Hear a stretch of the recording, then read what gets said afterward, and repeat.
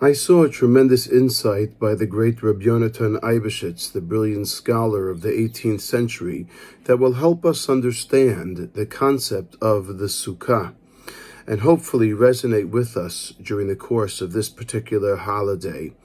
The Gemara in Masechet Yoma says, according to Rabbi Yehuda, that a person who sins, in order for him to atone for that sin, to do tshuva gemura, he has to go back to the exact place that he transgressed that sin, place himself in the exact situation, as the Gemara puts it, be'oto isha, with the same exact woman, presumably if that was the nature of his sin, and put himself in that trying situation, and then control himself, and in that way rectify the sin that he transgressed originally. And the obvious question is, Chazal say classically, Ein Adam mesim atzmo b'makom sakana. Really? Are we supposed to go back to being tested or place ourselves in a testy situation where we could fail or where we are subject or prone to failure? It's very strange. Why do we go back and place ourselves purposely in this trying situation when we know that in actuality that's what caused the transgression to begin with? And how does that grant complete and utter cleansing from that sin, kapara, as we know it, atonement? And I saw a tremendous insight by Rabbi Yonatan Eibeshitz, and he explains like this. He says, sin does not only affect the person per se, it does not only affect our persona or ourselves as private individuals, but sin has a residual effect. It affects our surroundings. It affects the area in which the sin took place as well. On Yom Kippurim, we atone privately. We create that personal rapport, hopefully, with the Kadosh Baruch Hu, again, atoning for our personal sins. However, how are we going to cleanse the area as well? How are we going to rid ourselves of the residual effects of that sin that transpired in that particular area, in that particular circumference? And the answer is that this is where the Sukkah comes into place. Not only do we cleanse ourselves from Yom Kippurim, but on Sukot we leave the confines of the comforts of our home, and we go into a Sukkah. The home, thereby, during the 7 days that we dwell in the Sukkah, Sala de Mehamnuta, as Chazal call it, the 4 L's, the space of God, the space of the shade of emunah, the shade of belief in Hashem, where I am removing myself from my protected environment and sitting in a place that might be exposed because of my utter and utmost belief in HaKadosh Baruch Hu's protecting me.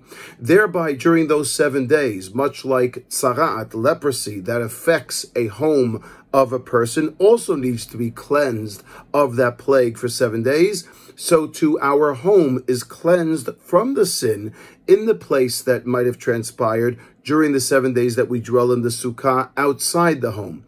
Then, after we have cleansed ourselves during the course of Yom Kippurim, and we then have cleansed our homes as we dwell in the Sukkah, we leave our homes alone, isolated, to be cleansed during the 7 days. We then feel not only that we are cleansed, but that our surroundings as well have been affected. The residual effects of the sin have now been removed, and we can once again return to our pure homes after having dwelled in our Sukkah for 7 days. Interestingly enough, Chazal explain, when we reside in the Sukkah, Teshvu ke'ein taduru. Dwell in the Sukkah as if you would dwell in your own home. And the message here, according to Rabbi Yonatan, is very pertinent and obvious. And that is, just as we dwell in the Sukkah, and it's supposed to be like our home, the Sukkah is a place of holiness. The Sukkah is a place that is void of physical comforts, but rather surrounded by a spiritual, insular existence. So too, when we return to our home after Sukkot, it is also supposed to resonate that type of effect in our homes as well. A spiritual existence, a longing for a connection with God, a certain shirking of our physical comforts, and in their place, taking obviously the spiritual precedent.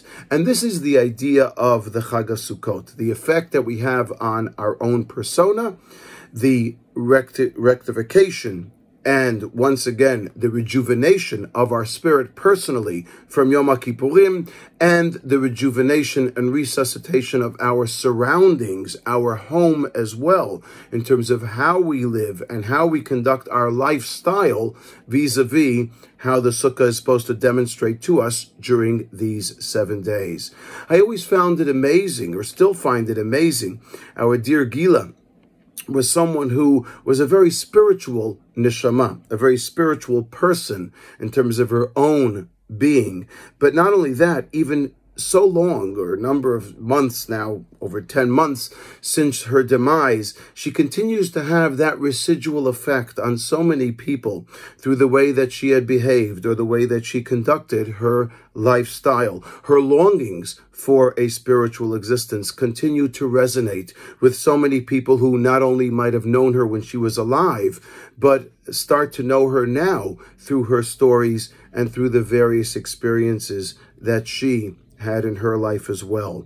May this Chag of Sukot lead and bring us from a Yom Kippurim, where we have atoned personally, to a communal atonement, to a cleansing of our homes, to a cleansing of our nation.